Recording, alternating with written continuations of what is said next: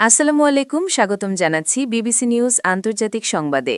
দর্শক, আপনি যদি ইসরায়েলের ধ্বংস চান এবং মুসলিমদের পাশে থাকেন, তাহলে ভিডিওতে লাইক করে চ্যানেলটি অবশ্যই সাবস্ক্রাইব করে দিবেন এবং আপনার মূল্যবান মতামত অবশ্যই কমেন্টে লিখে জানিয়ে দিবেন।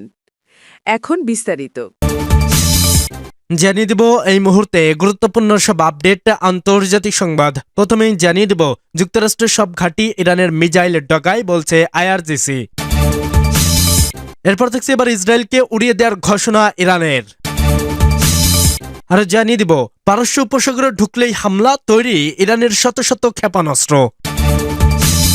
এবং সর্বশেষ থাকছে ইরানের পক্ষে সৌদি যুবরাজ দিলেন বড় ঘোষণা। এতক্ষণ শুনছিলেন সংবাদের শিরোনাম, এখন বিস্তারিত।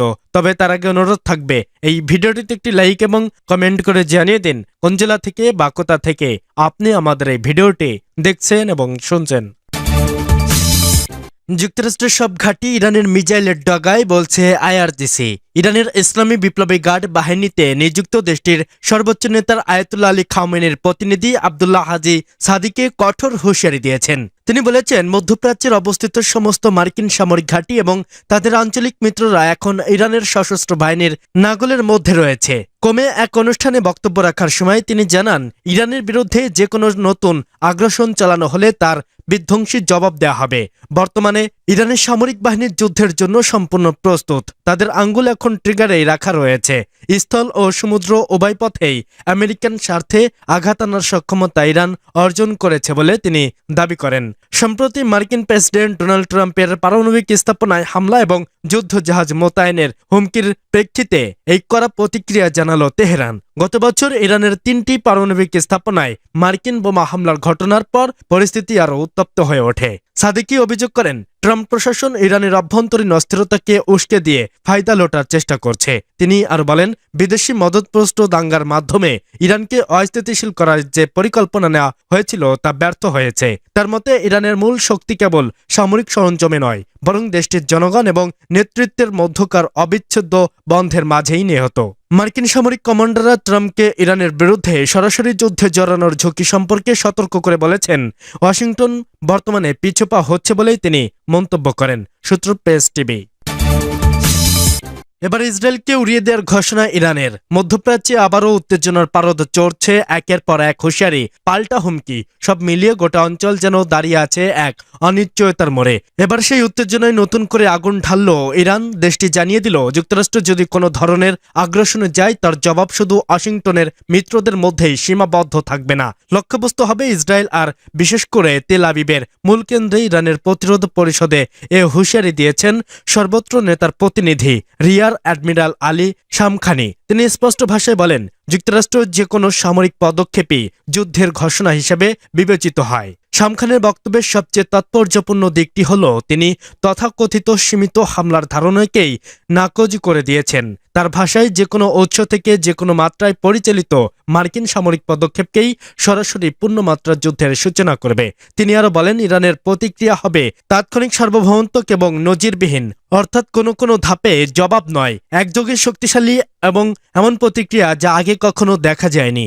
আর এখানেই থামেনি খামেনি। তিনি স্পষ্ট করে দিয়েছেন, ইরানের জবাব শুধু আগ্রাসনকারীর বিরুদ্ধেই সীমাবদ্ধ থাকবে না, বরং লক্ষ্যবস্তু হবে আগ্রাসনকারীর নিজেই, তেল আবিবের কেন্দ্রস্থল এবং সেই সঙ্গে যুক্তরাষ্ট্রকে সমর্থনকারী সব পক্ষ। এই বক্তব্য নতুন করে প্রশ্ন তুলেছে, যুক্তরাষ্ট্র ও ইরানের মধ্যকার দীর্ঘদিনের শত্রুতা কি আবার সরাসরি সামরিক সংঘাতে রূপ নিতে যাচ্ছে, নাকি এটি কৌশলগত চাপ সৃষ্টি করার আরেকটি অধ্যায়? বিশ্লেষকদের মতে ইরান এখানেই শুধু হুমকি দিচ্ছে না, বরং একটি স্পষ্ট বার্তা পাঠাতে চাইছে। যুদ্ধ শুরু হলে তা একতরফা থাকবে না, বরং এর পরিণতি গোটা অঞ্চলে ছড়িয়ে পড়বে। ইসরায়েলের নাম সরাসরি উল্লেখ করাও কাকতালীয় নয়, কারণ যুক্তরাষ্ট্র ইরান উত্তেজনায় ইসরায়েল বারবারই একটি গুরুত্বপূর্ণ ও স্পর্শকাতর পক্ষ। তেল আবিবকে লক্ষ্যবস্তু করার ঘোষণা মানেই সংঘাতের পরিসর আরও বিস্তৃত হওয়ার আশঙ্কা। এদিকে কথার লড়াইয়ের পাশাপাশি বাস্তব পরিসরেও তার রেশ স্পষ্ট। পারস্য উপসাগরে ভাসছে মার্কিন রণতরী, আরও একটি মার্কিন রণতরী ইতোমধ্যেই এগিয়ে আসছে ইরানের দিকে। পারস্য উপসাগরে ঢুকলেই হামলা তৈরি ইরানের শত শত ক্ষেপণাস্ত্র।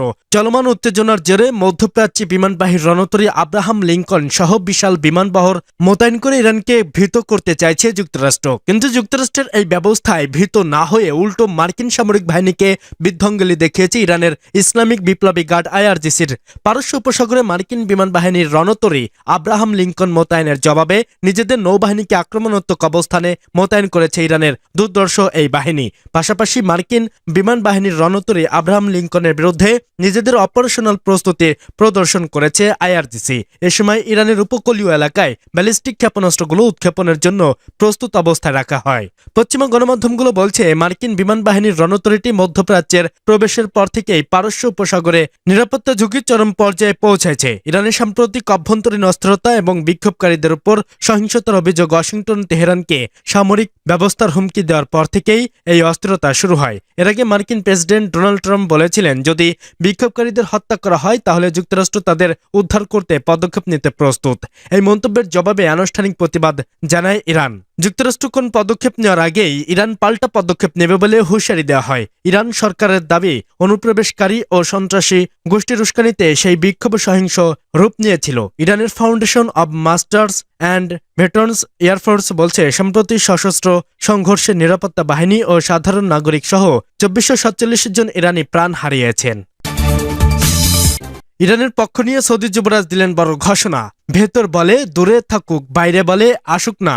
গানের এই লাইনগুলোর মতো কাণ্ড ঘটছে মধ্যপ্রাচ্যের। সৌদি আরব আর ইরান সবসময় ভোগে দ্বিধায়, দুই দেশই ভেতরে থেকে কাছে আসতে পারছে না, বাইরে থেকে আবার একে অন্যকে দূরে রাখতেও পারছে না। সবচেয়ে বেশি বিপদ ঘনায় যখন আমেরিকা ইরানের দিকে ধেয়ে আসছে, তখন বড় দ্বিধায় পড়ে সৌদি বারিসের দিকে। তখন যেন গেয়ে ওঠেন সেই চিরায়ত গান, তোমার বুকের ভেতর দুই মানুষের ঘর, একবার আমায় আপন করো, একবার করো পর।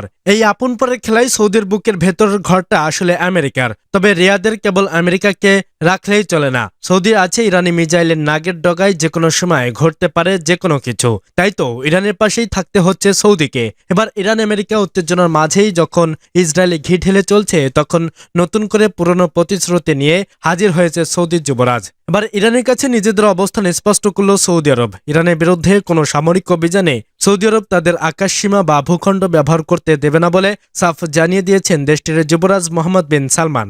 ইরানের প্রেসিডেন্ট মাসুদ পেজেশকিয়ানের সঙ্গে এক ফোনে আলাপে তিনি এই আশ্বাস দেন। সৌদি আরবের রাষ্ট্রীয় বার্তা সংস্থা এএফপি জানায়, মঙ্গলবার অনুষ্ঠিত ওই ফোন আলাপে যুবরাজ মোহাম্মদ বিন সালমান বলেন, আঞ্চলিক নিরাপত্তা ও স্থিতিশীলতা রক্ষায় সৌদি আরব সংলাপের মাধ্যমে সব ধরনের মতপার্থক্য মেটানোর পক্ষে। ইরানের বিরুদ্ধে কোনো সামরিক পদক্ষেপ নেওয়ার ক্ষেত্রে রিয়াদ কোনোভাবেই সহযোগিতা করবে না বলেও তিনি স্পষ্ট করেন।